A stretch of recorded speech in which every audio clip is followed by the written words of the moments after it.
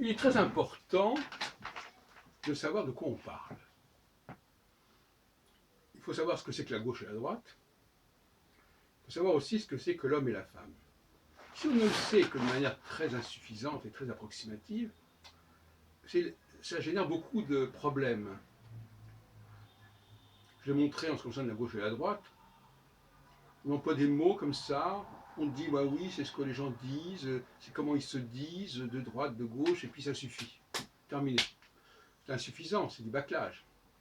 Eh bien, concernant la différence entre les hommes et les femmes, on est aussi très dans le bâclage. Alors, je vais vous montrer ce que j'entends par là. Il est clair que la question de l'homosexualité, c'est-à-dire des hommes qui se féminisent, ne se limite pas, ne se réduit pas à la question sexuelle, au sens strict du terme, c'est-à-dire avoir des rapports avec quelqu'un du même sexe, en l'occurrence un homme avec un autre homme. Bon. D'ailleurs, je l'ai confirmé, je l'ai vu confirmer aujourd'hui. J'ai assisté à la finale de la Coupe du Monde qui a été remportée par la France, 4-2 contre la Croatie. Et j'étais dans des cafés, voilà. Et il y avait bon, c'était un climat qui me paraissait assez pénible d'ailleurs, de manière générale. Bon, beaucoup de grossièreté, beaucoup de vulgarité, beaucoup de mauvaise foi. Ben, on a l'impression que le football fait ressortir les côtés les plus négatifs des gens. Par ailleurs, effectivement, ça peut également renforcer une forme d'identité française. L'un n'empêche pas l'autre. Et alors, parmi les choses qui m'ont le plus choqué, si on peut dire, en tout cas le plus interloqué, si on préfère, la question de enculé, qui revenait tout le temps. Enculé, qu'est-ce que ça signifie? Stricto sensu, ça veut dire quelqu'un qui est homosexuel et qui se fait enculer, pénétrer par notre homme, par l'anus, par l'arrière. Mais en fait, c'est pris aussi au sens propre, au sens figuré. Et donc par conséquent, on voit bien que la question du masculin féminin n'est pas uniquement au sens réduit, réducteur de la sexualité. Quelqu'un peut se faire enculer sans que ce soit au niveau sexuel. Il peut se faire enculer sur le plan psychologique, sur le plan de la vie. C'est-à-dire, alors qu'est-ce que ça veut dire justement se faire enculer? C'est ça, ça veut dire se laisser maîtriser par l'autre, que l'autre vous impose son rythme, sa volonté. C'est ça que ça veut dire. Vous voyez bien que ça va bien au-delà de la question sexuelle. Quelqu'un qui se laisse manipuler psychiquement par un autre homme, il se féminise. Donc on voit bien que c'est une notion qui n'est pas uniquement purement comme ça, homme ou femme. Ça renvoie à des comportements, à des situations. Et c'est ça que je veux dire. Maintenant, c'est un peu facile, n'est-ce pas, de dire je ne suis pas féminine, je ne suis pas homosexuel parce que je n'ai pas de rapport sexuel avec les hommes. Ça ne suffit pas. On peut ne pas avoir de rapport sexuel avec les hommes, on peut même éventuellement avoir des rapports avec les femmes, mais avoir malgré tout un comportement de dominé au sens de celui qui se laisse baiser, se laisse enculer par quelqu'un de plus fort que lui, en tout cas qui le maîtrise, qui le domine. Où est-ce que je veux en arriver en disant cela? Et je ne serai pas trop long maintenant, à savoir que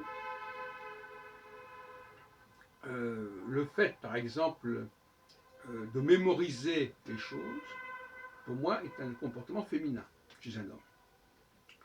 En fait, quelqu'un qui accumule des informations, des souvenirs, est féminisé. Quelqu'un qui utilise le langage de façon infantile, c'est-à-dire tel mot a telle signification, de façon, je dirais, psychorigide en fin de compte. La psychorigidité, dans le rapport au langage, est une forme de féminité. Pourquoi? Parce que les femmes ont besoin d'une espèce de structure extrêmement établie immuables, et par conséquent, les mots veulent dire ce qu'ils veulent dire. Comme dirait Boileau, j'appelle un chat un chat.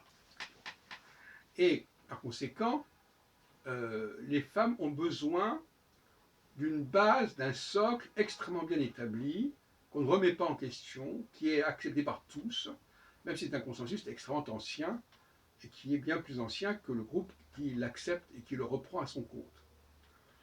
Voilà donc un certain nombre de choses que je voulais dire.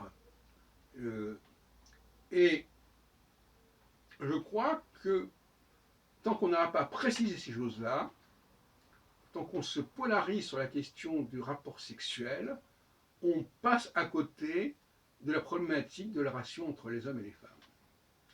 Relation qui se situe sur un autre plan, sur bien d'autres plans que celui-là. Et notamment, effectivement, sur une forme de rigidité. Je parlais tout à l'heure dans une autre vidéo de cette espèce de besoin de rigidité, des choses bien établies, où les significations sont bien connues, ce qui conduit d'ailleurs à la poésie, ce qui explique pourquoi les femmes, le seul domaine où les femmes sont à peu près performantes, c'est la littérature. Et ça n'est pas étonnant, parce que la littérature, c'est lié à une vibration plus ou moins conditionnée à tel et tel mot, et aussi le fait d'employer tel mot en lui donnant beaucoup de poids, beaucoup de signification, beaucoup d'impact.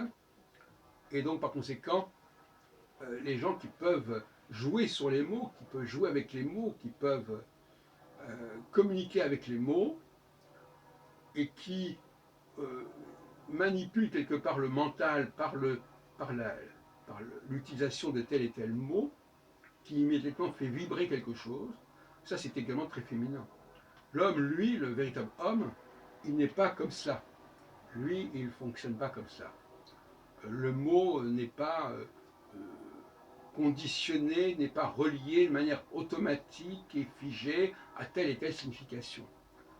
Il prend le temps, et il est plus dans la secondarité que dans la primarité, il prend le temps de préciser ici et maintenant ce qu'il entend par ce mot-là, et non pas en se référant à un consensus ancien. Ce qui fait la différence entre l'esclave et le maître. L'esclave se base sur ce qu'on a dit, sur ce qui a été dit, le maître sur ce qu'on dit ici et maintenant, sur quoi on est d'accord, sur quoi on se met d'accord. Et ce n'est pas du tout la même démarche intellectuelle. Donc voilà en gros ce que je voulais dire, et je laisse cela à votre réflexion.